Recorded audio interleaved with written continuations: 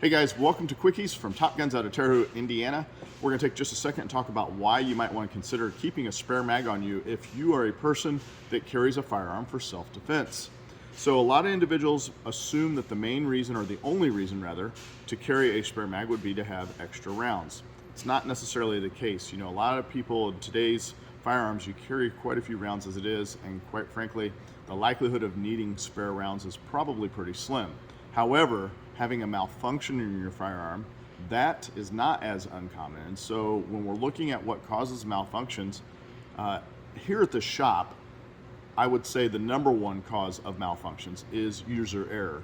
However, once we take user error out of the equation, which typically falls back to how you're gripping the firearm, after we take those instances out of the equation, the number two issue with malfunctions is typically going to be a magazine. So having a spare mag on you for that reason alone is probably not a bad idea. Hopefully this helps out. Don't hesitate to post down below if you have some ideas as well. Take care.